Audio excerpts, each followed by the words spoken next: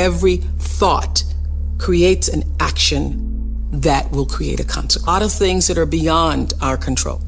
But what you do have control over is how you react to whatever happens in your life. I certainly consider myself to be a blessed person, but you know what the thing is? People don't even get this. The chances of coming out of Mississippi in 1954, let's paint that picture, will you? Mississippi, in the time I was born, was the most racist state in the United States.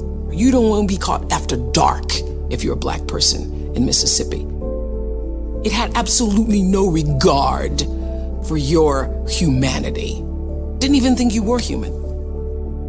The fact that I could be born at that time and now do what I do, am who I am, live where I live, is the most extraordinary story I can ever imagine. I don't know anything more extraordinary. Who I am was defined for me at a very early age. When I was 4 years old, I remember watching my grandmother boiling clothes. I was standing on the back porch, looking through the screen, and my grandmother was hanging clothes from the line. She had an apron around her waist, and inside the waist pocket were clothespins. We had no running water or electricity.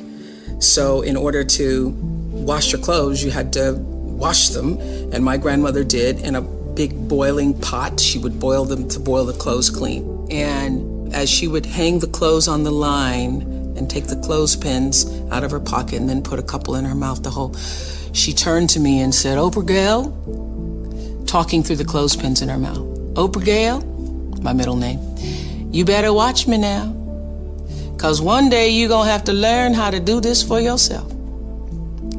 And a voice inside me, a feeling, I think of it now as a voice because it was so strong, said, "No, Grandmama, I won't." And I felt in that moment watching her that this will not be my life. My grandmother's dream for me, as was all of my relatives who were my caretakers, their dream for me was that I would be like them. My grandmother was a maid. My mother was a maid. All of my aunts were maids. And so they thought that that's what I would be. And my grandmother used to work for a family, a white family, and in taking care of their children and nurturing that family, she thought that they were good white folks. And she used to say to me, "I hope you can grow up and get yourself some good white folks." In those days, being good simply meant you don't call me the N-word, you give me some level of respect. I still have to go to the back door, and I'm still treated as a second-class citizen, but I'm not degraded personally by you.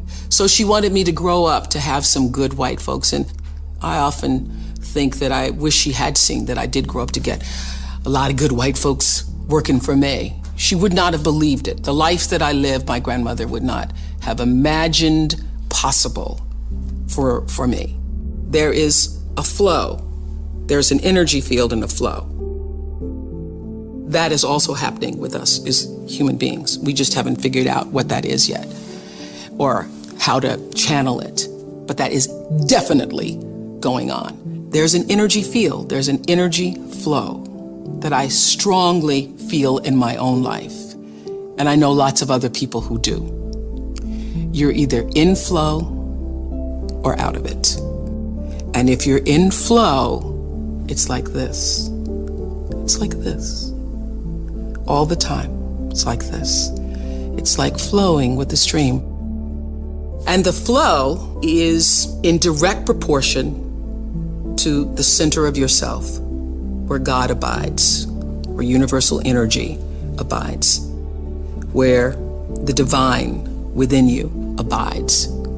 How far you are from the center, from the divineness of yourself, from your connection to source energy, that which created you, is how out of sync you are with your life, regardless of what you call it.